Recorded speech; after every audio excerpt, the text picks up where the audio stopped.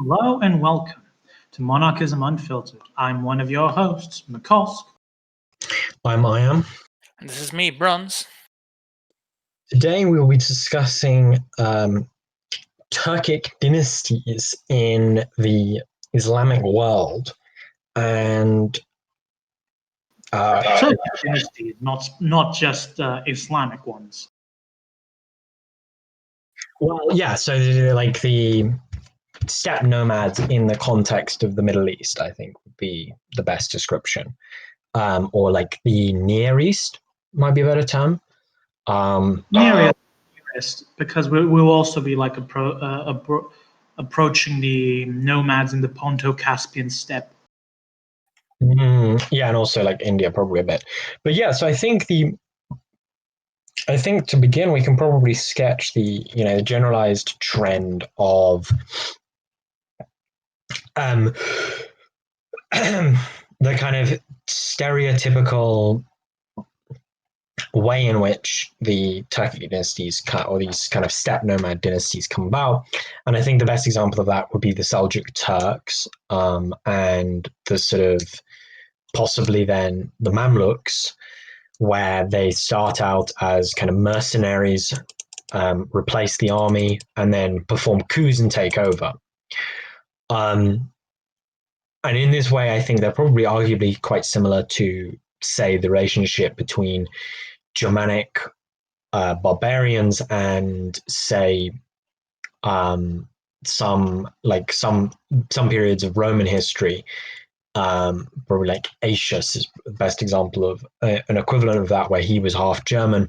You see sort of similar things in the Persian world, the Near East.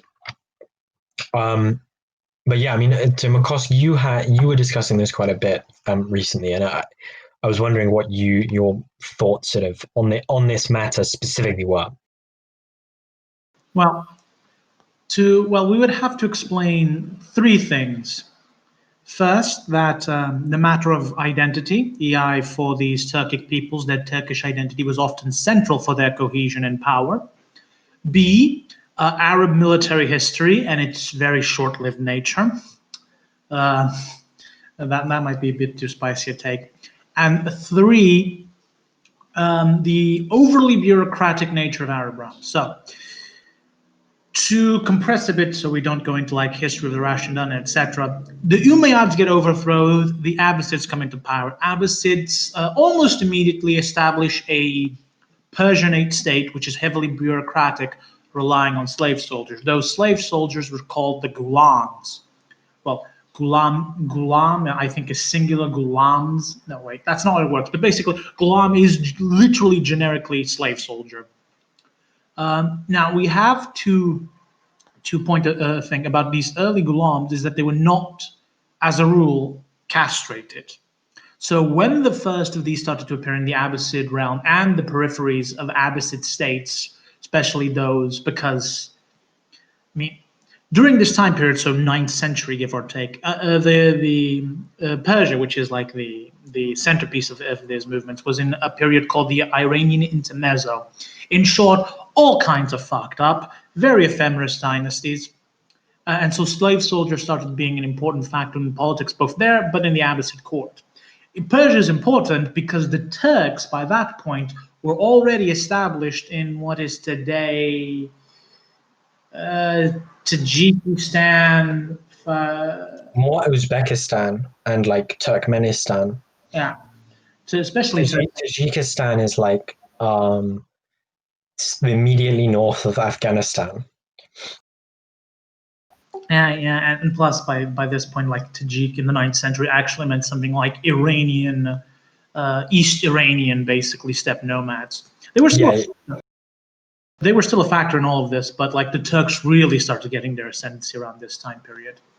So basically, and kind of stereotyping this a bit, these Islamic dynasties became crucially and fundamentally dependent upon their slave soldiers because their slave soldiers were, quote unquote, loyal only to them and not to the regional magnates. Because this was like the issue. Arab military history is often seen as short though this is perhaps an unfair analysis, because after the Rashidun and up towards to half of the Umayyad Caliphate, in not the one in Iberia, but the one in the Levant, an immense dependence on slave soldiers just started becoming the norm. Do note that this was not universal everywhere, because the Abbasid power was also fracturing. So like the Tulunids and the Aghlabids of Africa and further afield did not quite adopt these practices, but yes. So essentially, what happened with these dynasties is that they became critically dependent on them. They became isolated from local power players, so these were ultimately neutral in their faith, in their fate. And when the slave soldiers kind of realized, wait a minute, we are the only thing holding this realm together, so why not coup it and make ourselves lords? Set out Arslan, essentially, the progenitor of the Seljuk Turks. This pattern, although simplified, is kind of the stereotype. There are some exceptions, but generally speaking, most Turkic dynasties from the 9th century, well, a bit earlier, but 9th century to around 13th century at the latest, started like this. Slave soldiers onto coup. Only after this do you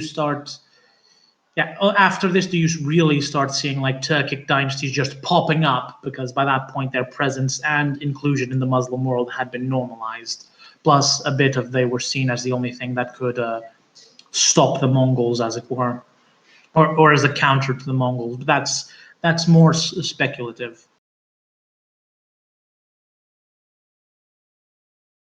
Yeah, I mean, so the interesting thing I think as well with Alp Arslan and the sort of Turkic dynasties is that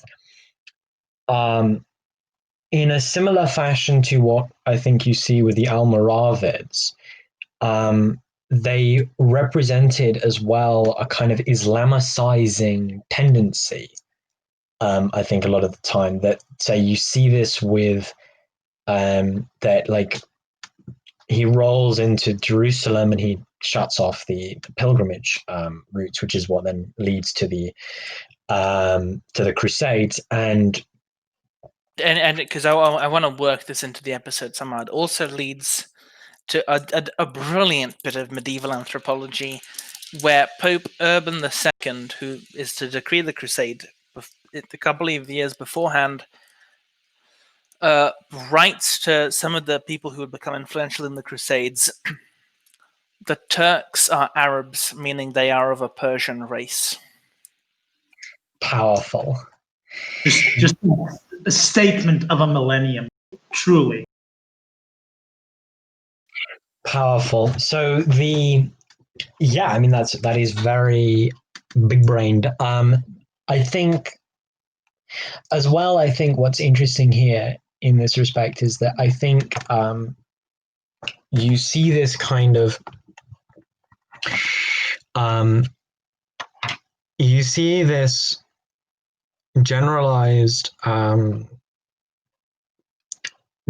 movement of like a Turkish elite, which I think is what is most interesting about these Turkish slave soldiers performing coups and so forth, that it is a kind of ethnic elite that rules over a sort of a heterogeneous population, religiously, culturally, so forth, that kind of imposes a religious political vision. I think you see this even with like the Mughals. I think the Mughals are like a good example of this later on, where they sweep in from Pakistan into India and impose Islam onto like a large section of the population, which I think I wouldn't say with the Mughals, and I think this is where you're trying to go, is that you have Persianate, basically. This is kind of important talking about Turkic dynasties, because they were the patrons and truly the people who elevated Persianate culture to its highest. For those who don't know, Persianate is a prompto of Persian and Khanate, Turkic Khanates, how these dynasties are sometimes referred to. Persianate culture is in fact just a highly Islamicized version of Sassanid Persian culture. Well, sometimes it's not even that particularly Islamicized, since the Shamaneh is sometimes even still like spoken in unaltered form. But the Persianate culture is not only like a courtly culture, a linguistic culture, because a lot of these dynasties adopted Persian as either a bureaucratic language, a court language, or a lyrical, a language of erudition, basically. Sometimes it was just one, sometimes it was all three.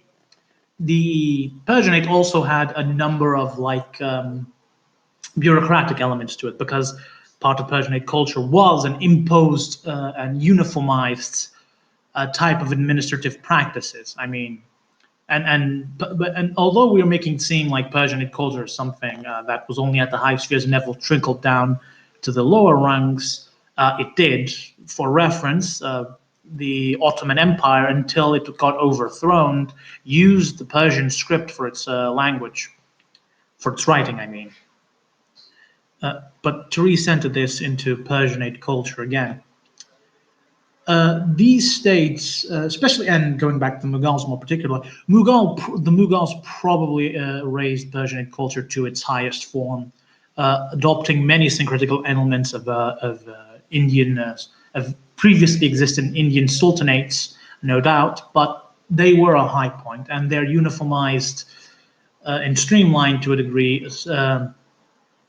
Administrative practices like the diwan and what have you are without a doubt an element of that. I mean, what's quite interesting there as well is that the Mughals, and this is something that you see later with a lot of Turkic dynasties, is that they, is it Tamerlane? I can't remember his name. Tamerlane, that's yeah, one of the ways to pronounce his name. Yeah, he marries a Gengisid, or like, is it Chagatai is the other name? The daughter, like descendant of female descendant of Genghis Khan. A Borjigin, Yeah. And he defines himself, like he calls himself the son-in-law, Gurkani. So the Mughals called themselves the sons-in-law. So they had this clear sort of relationship that they themselves drew between themselves and Genghis Khan as well. That is quite interesting in the context of that. Genghis Khan is probably the second most reviled person in Persia after probably Alexander. And it's this. What's very interesting about this combination of Persianate culture and so forth is that the Turks, really, even insofar as they continue to have a kind of distinct identity of their own, they see themselves as being in continuity with various other steppe nomadic groups like the Mongols. Yeah, by this point, we're really talking about Turco-Mongols. I mean, you see the high point of this in the Crimean Tartars. By this point, we're talking like 1700s and the like, who the Giray dynasty claimed direct descendant from Genghis Khan himself. And this claim was so powerful and so respected that the Ottoman Sultan, who was the nominal suzerain of the Giray dynasty, treated him, for all intents and purposes, as his equal in terms of diplomacy, because such was the respect conferred to the descendants of Genghis Khan. And this remained a thing down to like the 1920s, like the last confirmed beyond, well, not even reasonable doubt at this point, but was oh God, I can't remember his name, but it was an emir who got overthrown by his son, who was a Soviet, in the 1920s, who I think was allied with the Basmashi. DJ Khaled. That was him. He supposedly had Genghisid ancestry, though I think that even with him it was questionable, but it wasn't impossible. I mean, it's not that hard considering like how long ago Genghis Khan lived, but yeah, but we were talking about like dynastic lineage more so than genetic lineage. Yeah, I mean, it's very important. The emphasis is on direct, because a lot of people are descended from Genghis Khan, but perhaps not directly. Yeah, we three probably are genetic descendants of Genghis Khan. We never know. Though statistically speaking, it's more likely. Probably is a stretch, but maybe. Yeah. I mean, probably we're only of Charlemagne. So I think the other interesting thing I think to highlight is, as you've said about Persian culture, is that this kind of patronage of Persian, I think, is probably the biggest definitive shift from the Arabs, because the Arabs themselves, like the Islamic Arabic conquest of Persia and so forth, established this kind of ethnic minority elite over a vast population that was religiously and so forth heterogeneous, and so like the Assyrians and the Assyrian Christians and the Manichaeans and the all these various groups who in many ways represented serious threats to the initial Arab conquerors. I think you see this most clearly with the Manichaeans themselves. The Manichaeans actually have a revival in the 800s after the Arabic conquest because of the destruction of the Zoroastrian priestly elite and the non-penetration expansion of Islam in an organized fashion. Another thing we have to note here is that, and this goes according to what I am saying, but is an often little forgotten element, is that in early Muslim conquests, basically Umayyad or still Rashidun, they had a system of grading people based on how many generations they were converted to Islam, their people. So even the Persians, even the Muslim Persians, we're not even talking about here Zoroastrian Persians, because those were their status was not good at the time. So even Muslim Persians were second-rate citizens compared to the Arab elite.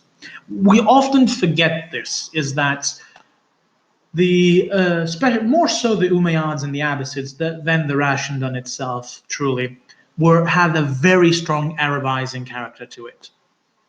Well, so the distinction I think with the Abbasids is that the Abbasids are a reaction against this this kind of Arab racism of the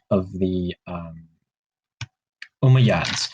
And what's very interesting as well, I think also the Umayyads, the Abbasids themselves probably represented a kind of primitivizing tendency within Islam, because Islam at this point was not at all formalized.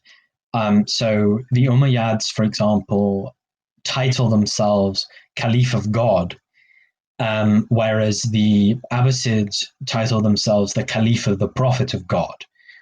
And the distinction there being that Caliph of God means successor of God, and is a title given to Adam and Solomon, whereas and so it's claiming equality with the prophets, whereas Caliph of the Prophet of God is denoting inferiority. So to the Prophet. So the Abbasids themselves, I think, represent, and they also brought in a kind of Persianizing tendency where they bring in more Persianized courtly styles. They're less aggressively Arab focused. They're more interested in the spreading of Islam as a thing, and they're more willing for different cultural expressions within the context of Islam. And you see this kind of tendency repeated with the Turks, and as I mentioned, also the Almoravids, where they to bolster, in many respects, their political legitimacy because of their disconnection from like their ethnic disconnection and linguistic and kind of like foreignness. They emphasize their Islamic nature, their sort of Islamicity. And I think you see this with like Alp Arslan quite clearly. Alp Arslan does like his invasion of the Byzantines is pretty much motivated by messianicism. So the Sultanate of Rum is like entirely born out of like, these kinds of really obscure hadiths where it's like, and then like at the end of days we shall conquer Constantinople. To add into what I am saying, the stereotypical title of the Turkic sultanates in Anatolia was Ghazi, which depending on the translation kind of means holy warrior or devoted warrior. So messianicism and we will eventually take Constantinople was a structural priority of the Turkic dynasties of Anatolia ever since the Seljuks. Yeah, and I think this messianic tendency, I think, in large part, it is probably genuine, honest, like they were actually they believed it was the end times almost. But I think equally there was a kind of political usefulness that you can win over the clerics, that you are on their side. But this being said, I think the big change, the shift, is that the kind of cultural focus center of the Turks was not Iraq, but sort of northern Persia, Tehran, this kind of area. That really leads to, as McCosk was talking about earlier, the Persianate dynasties, where because they were semi-Persianized more than they were semi-Arabized, if you compare like Berbers being sort of Arabized, they're sort of almost Persianized, and this actually results in pretty much the rebirth of Persian culture, and the kind of the loosening of the valve on the repression on Persian, because even under the Abbasids, though they aren't overtly almost racist towards the Persians, they don't have much time for Persian culture. Whereas by the time of the and you see this as well with like the Fatimids, or like the whoever in that they are very much Arabizing, whereas and this has left a deep impact on in the Persian language. Farsi as a language is very heavily influenced by Arabic, but there was you start. I think it's the Shamana, the like incredibly long epics that they write in this period immediately after, where the Persians take. The Shamana was codified by the Sassanids, basically based upon oral poems of the earlier Arsacids. Yeah, so it won't be the shaman. Yeah, there were poets who were in this period who were taking self-conscious Persianizing tendencies. And you see this with like philosophers at the time, like Al-Farabi or I believe, or Ibn Rushd, I think, who have a kind of Persianizing counter tendency. And this is kind of proliferated by the Turks and especially by the Ottomans. I mean, you see this with Rumi, that Rumi is very, he's writing a lot of the time first language Persian more than he is writing in Arabic. And the result of this is kind of the rebirth of Persian culture and the positioning of Persian and classical Arabic as kind of co-equals in status, which is a very interesting development in the history of in this history that kind of continued pretty much until Ataturk, and as you say, into the 1920s.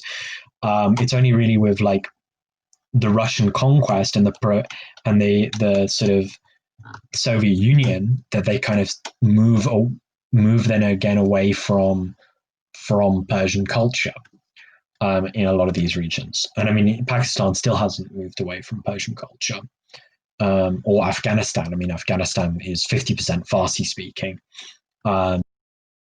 Tajik speaks Persian basically. Yeah, so although this started about Turkic dynasty, we're now talking heavily upon Persianate. I think in perhaps a very anachronic point, we'd have to talk about like the Turks themselves, like where do they come from, where do they go, and if they did see Cotton Eye Joe. Why did I know that was going to happen? Well, you know me too well. But okay, so to dear listener, reader, whomever you are, when discussing the etymology, well, not the etymology, the ethnogenesis of the Turks, is important to take in consideration the following statement. Do not discuss where the Turks come from, discuss rather where their dynasty geographically started and assume, much like the ancient myths, that they were literally spawned from the earth. It's easier that way than trying to suss out that horrific mess. With that disclaimer, let's get on this. Turks, as we understand them today, started with the Göktürk Sultanate, Khaganate. It wasn't the Sultanate yet. Which means celestial Turks or central Turks, because many steppe nomads, even before this, I guess, but with the Turks, some Turkic dynasties are more famous for this, is that they used geographical chromatism, which is assigning colors to a specific geographic color. So a famous one is Kara, black, meaning south, red means west, blue or sky blue means central, and I can't remember for the love of me what was the name of the north and east. I mean, you see this even in the pre-Mongolic or proto-Mongolic Kitai, Kara Kitai, which many believe to mean Black Kitai or like Western Kitai, though the etymology is a bit questionable in this regard, but the link exists. So, Göktürk Sultanate blows up like all these khaganates do, and splits into multiple parts. The ones relevant to our point is going to be the West Göktürk Sultanate, and its weird and really its greatest legacy, the Arsina dynasty. The Arsina dynasty is important because you could say they were Genghis Khan before Genghis Khan existed. Because as we said, earlier, descent from the Genghis Khan was very important and culturally relevant. I mean, the main reason Tamerlane did not claim like the title of Sultan or any more exalted titles in his life, he only remained a lowly emir, even though he ruled a massive empire by that point, was because for Central Asian steppe peoples, you could not claim like royal dignity without being related to Genghis Khan. Before this, you had the Ashina clan. And the Ashina clan were similar in that they were basically a kind of multinational, recognized by all Turkic nomads of the time as like aristocracy and nobility of the highest order. The Ashinas nowadays are more familiar with their later correlation with the Khazar Khanate, which has led many to consider the Khazars kind of successors to like the Göktürks in a way. But Khazars to one end, a more important, especially the Turks we talked about, is the Oguz Yabgu state. Yabgu means prince, for those who have a passing interest in ethnology. The Oguz Yabgu state is more or less important because it gave its name to Oguz, which nowadays means the group of Turkic languages that is most dominant. Basically, your Turkish, your Turkmen, etc., etc., etc., all have their origin, give or take, in this state. And the breakdown of the state and its fragmentation, etc., basically set the stage for like Alp Arslan and the like. Going back to the Khazars. The Khazars are interesting on many a level, both institutionally and politically. Before their conversion to Judaism, we aren't exactly sure onto what strain of Judaism they converted, but they were Jewish at one point. But we're talking when they weren't. They were famous and quite rare for being a diarchy, basically. The Ashina clan, who was both the ruling clan and, well, we suppose, we don't really have that much info, but we know for a fact that the Khan Bek, which was a kind of religious-esque figure in the early Khazar Khaganate, was, without a doubt, of Ashina blood. We go from this and their conversion to Judaism, and we have still the Ashinas ruling, though by this point their dynasty is more stereotypically called the Bulanids after Bulan, who is, according to the Khazar letters, the one who converted the state to Judaism. The Khazar letters are interesting, but their historiography is less interesting. So the Khazars, which by the way, before the Khazars, there were other nomadic groups, but they weren't Turkic, as far as we know. But eventually, all things come to an end, and so did the Khazar state. They got sacked once, basically. Itil, their capital city, got sacked, and much like many of these nomadic states who become dependent upon trade, maintaining their main trade output, in this case their capital, safe and sound is crucial, because once it goes down, it becomes very hard to recuperate. With the fall of the Khazars is where the Cumans and other West Turkic groups come into play. The Cumans, the Khmeks, the Kipchaks, the relation between these people are, well, and the Peshmergas. Gun nuts will know that there is a gun named after them. Besides that, and yeeting Romania again. Yeah, they. I mean, and a lot of these groups also feature in a lot of the early Russian chronicles, like the Tale of Igor.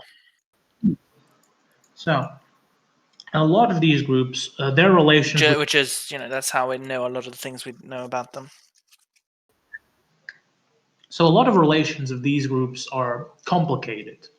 And to add, I'm going to go back further in time to evoke the weird case of the Avars, which we don't even really know if they were Turkic. I mean, for all we know, also the Avars predate the Khazars. But as I was going to say, their Turkishness is questionable, because by the time they settled down, they had adopted the Slavic languages of their people. So there's some debate as to what they were, and more to the point, and this is the reason why I invoke them, was their name. When they were, I think, when the Byzantines were either giving tribute to or were signing a trade deal, another nomadic group, can't for the life of me remember which one, came to the Byzantines for diplomatic reasons and informed the emperor that they weren't Avars. They were in fact the Vachinites, and they were an escaped clan of slaves, as it were. And much ado is done of this thing, because this Avar case is often used as like the standard to say that a lot of these peoples, these Turkic peoples we just mentioned, might have just been a clan that took a name, because of the etymology of many of these names is kind of obscure. We have good evidence for the Cumans that their name means blonde, basically, or fair-haired, which means that they were either blonde or were red-headed. So red-haired, I mean.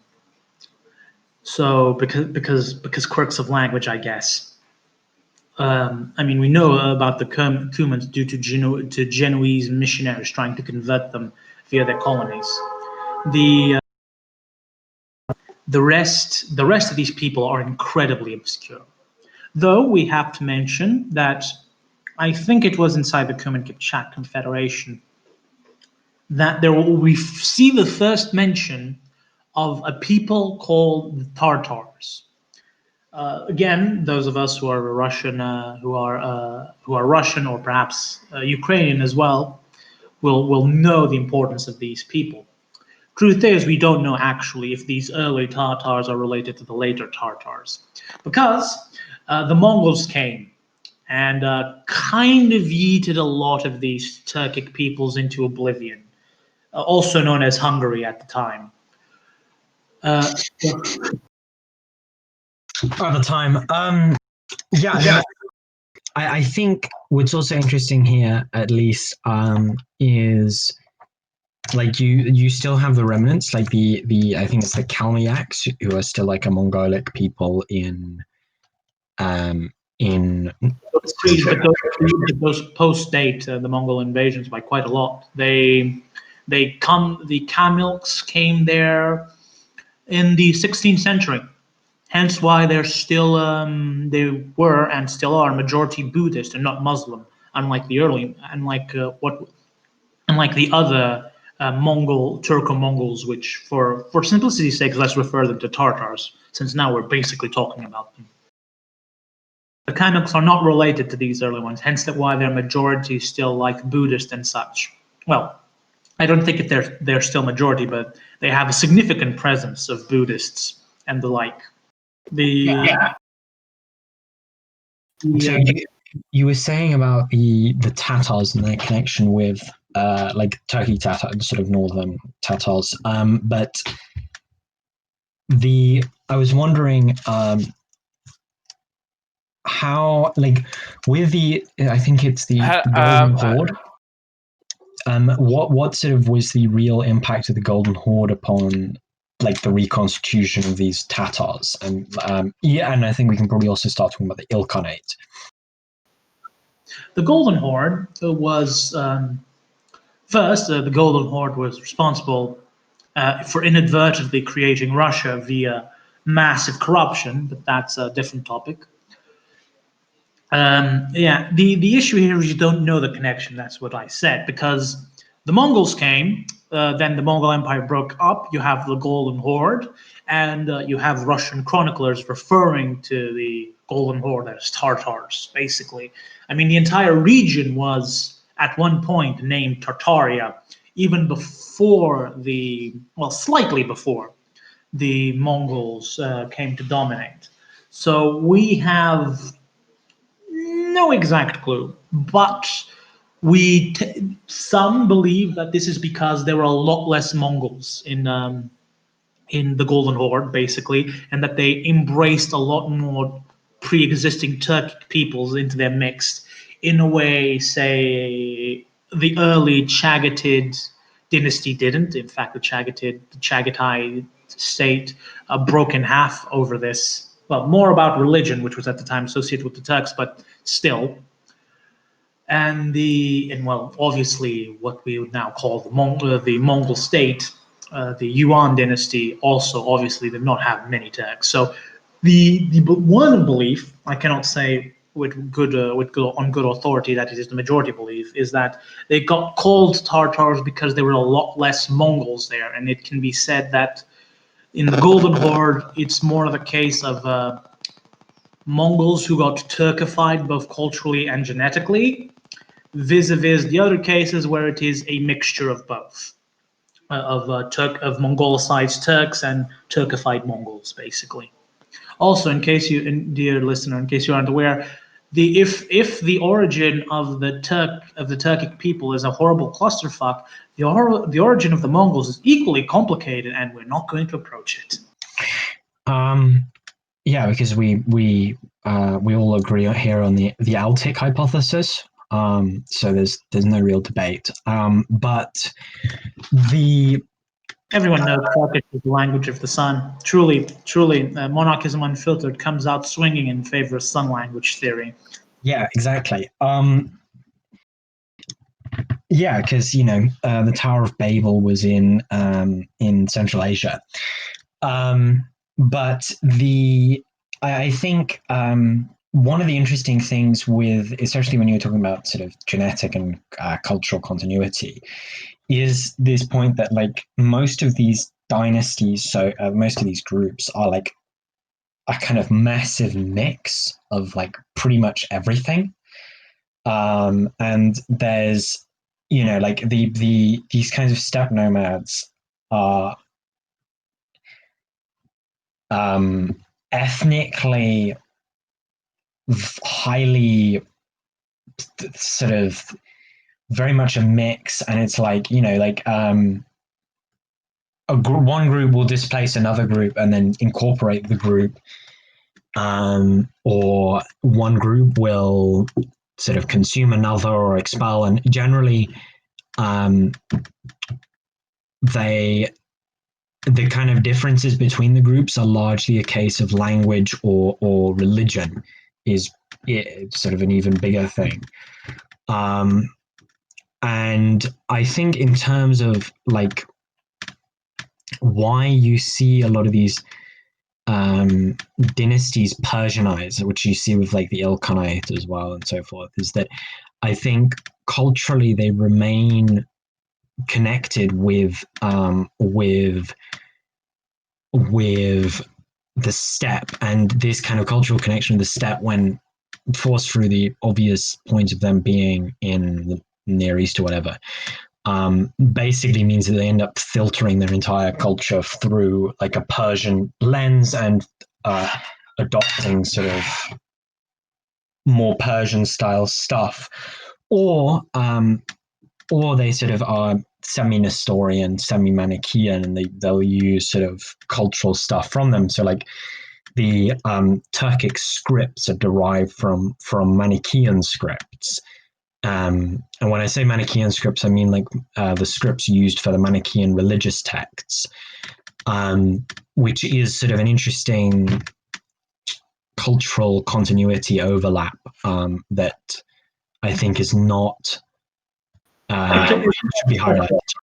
Isn't that specifically the case with the Uyghurs, if memory serves? Yeah, so the Uyghurs were Manichaeans, and then they converted to Buddhism, and the Uyghurs were Manichaeans who then converted to Buddhism, and then post the destruction of the Oirats converted to Islam, or sort of contemporaneous to the destruction of the Oirats convert to Islam. And then they sort of colonize. They're brought in by the Chinese to colonize the former Oirat lands, because the Qing perform a genocide against the Oirats. They kill 80% of the Oirat population, and that sort of destroys Central Asian Buddhism. Central Asian Tibetan Buddhism was already kind of in a bad shape before that, but fair enough. Well, yeah, I mean, it was in a bad shape post the defeat of the Gao dynasty, but the Oirats were Tibetan Buddhists, followers of the Dalai Lama. So, and then the Qing wiped them out in the 1830s. No, 1830s. It can't be. That's too late. I thought the genocide of the Oirats was like 1620, 1630. Like that's way. 1755. Wow. I guess we should have just met at the middle. Yeah. So they wipe out the Dzungar. Yeah. Now I know. Yeah, the Dzungars, not the Oirats. The Dzungars were Oirats. Yeah, they were part of the Oirats, but the Oirats means of larger people, means of more people. The Oirats are a subdivision of the Mongols, and the Dzungars had defeated the other Oirat tribes and incorporated them into a single khanate. There's about 60,000 left, but the largest group were the Zunghar, who were wiped out. And yeah, so there's about 15,000 left, basically, and they were completely assimilated. But the Zunghar Khanate and the genocide thereof were basically like they were basically completely wiped out, and that led to the colonization of that region of China, which is now Uyghur or Turkestan, to Hui and Turks and so forth. But yeah, I mean the big thing that I think should be emphasized is the kind of cultural. There is this kind of generalized mix, and in sort of Turkestan, Kazakhstan, or in Turkestan and Tajikistan and that kind of regions near the more southerly, they are highly Persianized. Kazakhstan northwards again, they're more Turkic, and then westward there, or sort of eastward, they're more Chinese. And they're all this sort of cultural continuity of they like variously Turkic groups, or Mongol. To go slightly back to the Ilkhanate, which was something that I forgot to mention, is the Ilkhanate was unique amongst the various post-Genghis Khan Khanates because it assimilated hard to like local culture. Like the last Ilkhanate rulers didn't even look Mongol. Basically, the Ilkhanate was unique in the fact that it assimilated hard into Persianate culture. Like I think even at the end, like even Mongolian was no longer even the language of the army. It was wholly Persianized. Yeah, and so that's I think that's in large part because of the kind of disconnection of the Mongol conquest happens, and then kind of instantly there, if your capital is in like Baghdad or wherever, and you're like it's third generation, all your wives are Persians, you're not going to have much connection with the Mongols. And I mean, this is kind of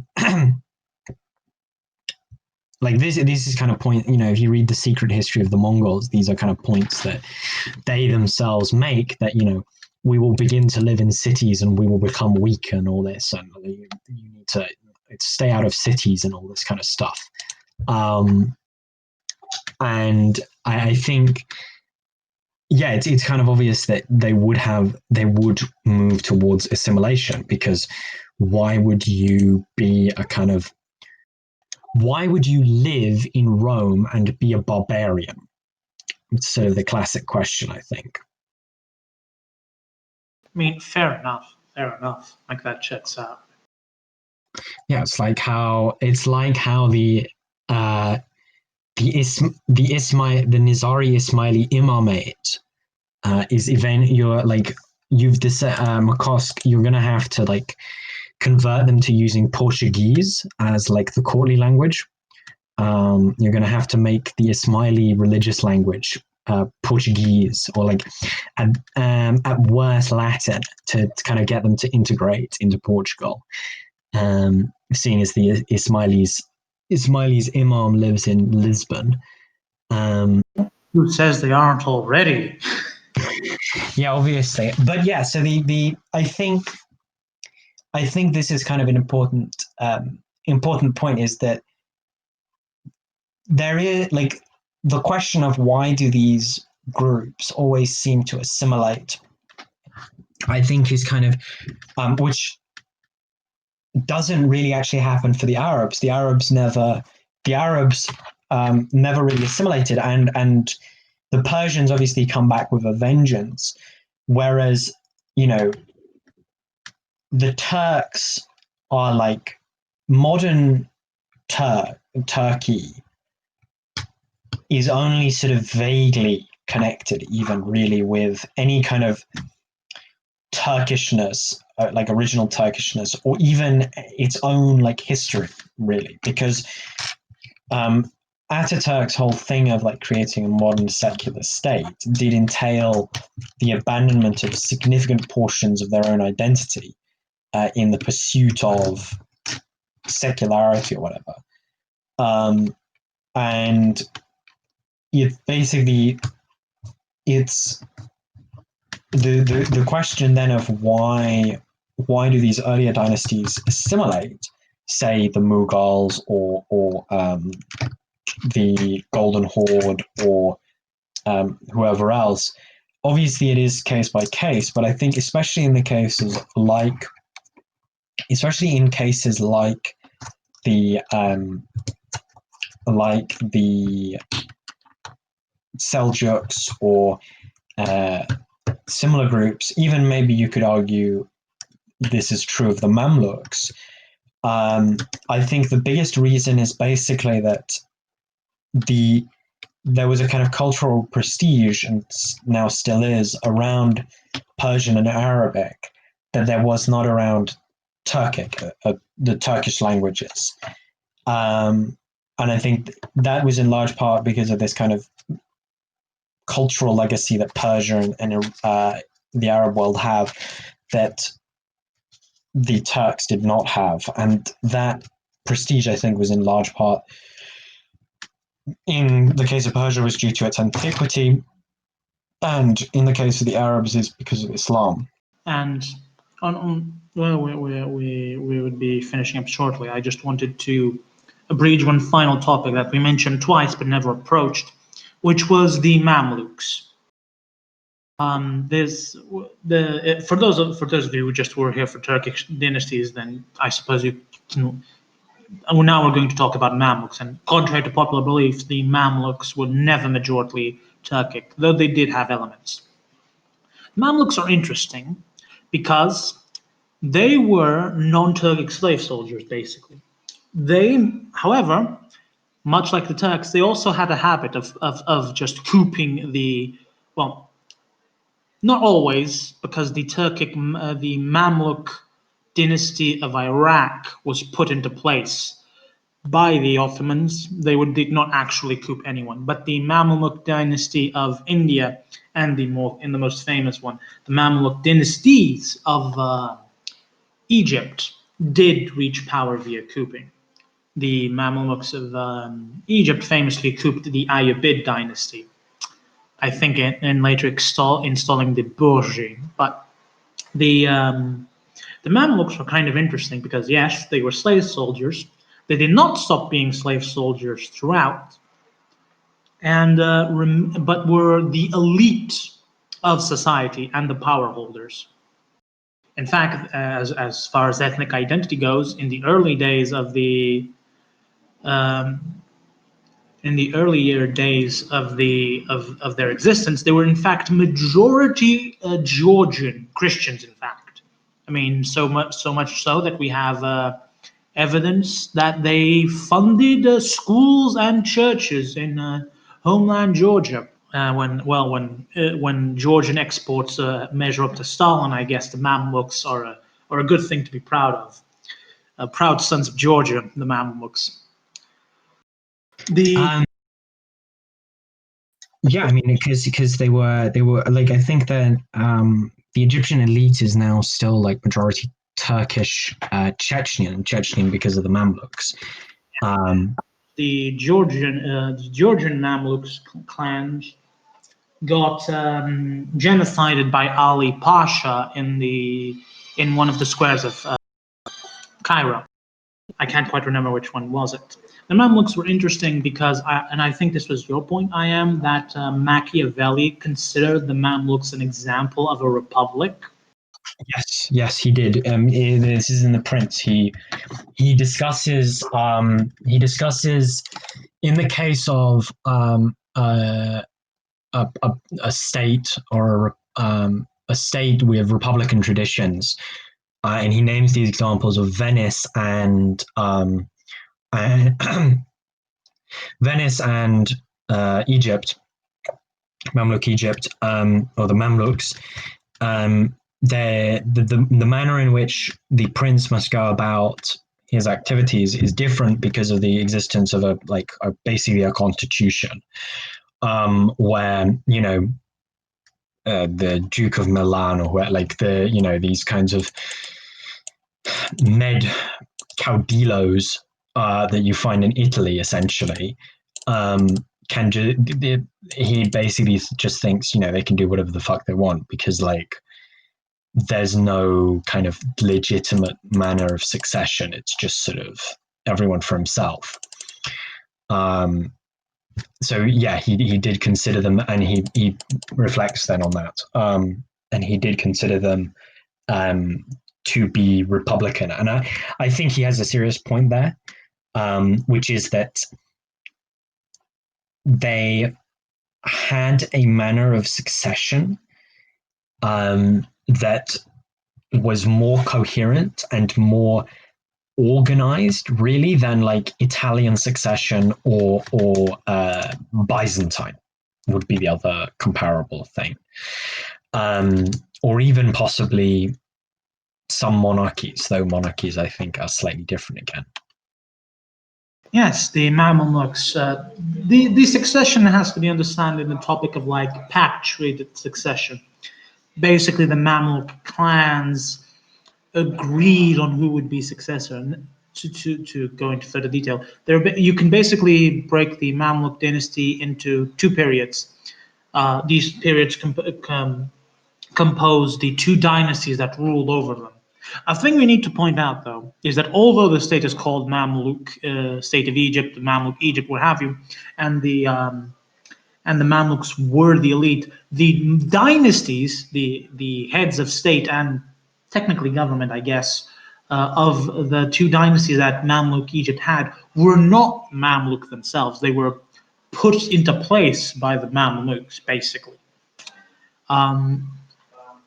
So that aside, in the second dynasty, whose name again I forget, is when the succession really became more streamlined and accorded. Basically, it had to be agreed upon before the current sultan died, and could be stopped or deposed if the Mamluk clan said so.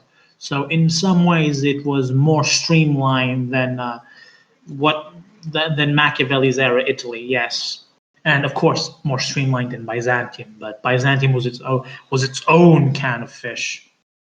Yeah. Yeah. Now, Bronze, you wanted to make a disclaimer. Yeah. So the first one is a disclaimer, because this episode, there's been some hot takes, and I think I feel like I wanted to say that we used terms as best as we knew or could remember, and our intention was not to offend anyone, to make any spicy ethnographic claims about the current day. And the second, much more joyful thing I want to say is the next episode is the second ever Q&A. So if you want to ask questions, then join the Discord link in the description of the YouTube video, and perhaps into the description of wherever else you listen to this, but I don't know how that works. But yeah, if you want to ask us questions, that's going to happen on Discord. And yeah. And we'll likely advertise elsewhere. But yeah. Yeah. Have a good evening, morning, whatever time of day it will be for you. We've had sort of good discussion, and I think it's an interesting topic. Yeah. See you next time, and good night. See you next time.